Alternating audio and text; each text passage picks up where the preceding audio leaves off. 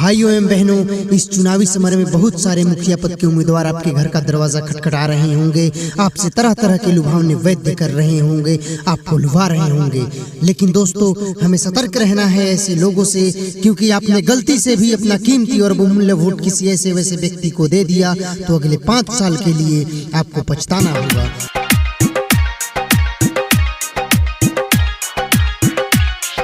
चाचा चाची भैया भाभी फिर से दिहा तू ध्यान, 5 साल बाद मौका आए,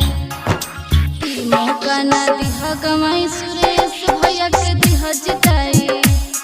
तोहरा से कोही अरज लगाई, सुनो या बहिना ध्यान लगाई, इनका के दिहा मुखिया बनाई, गाँव से अपना दुख भग जाई, सुनो या बहिना ध्यान लगाई, सबका के दिहा तू समझाई, ऐसन मौका फिरू न आई, सुरेश भैया के दिहा जिताई। डीजे अमित तिवारी अपहर।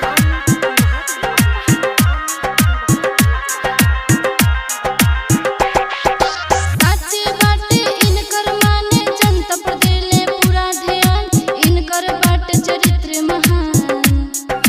सुख दुख में ना छोड़स साथ, सुनो ये चाचा साचे बात, मेहनत करस दिनों रात, केहू से नाही करस घात, सबका के मानस एक समान, गौवा के अपने हम किसान,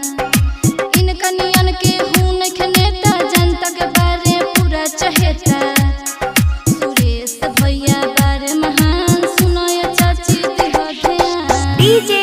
अमित तिवारी अपहर।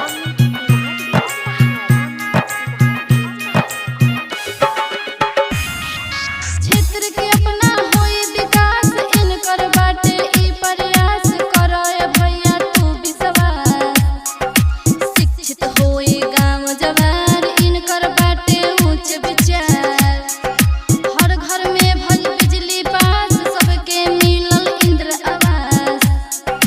टाइम से मिल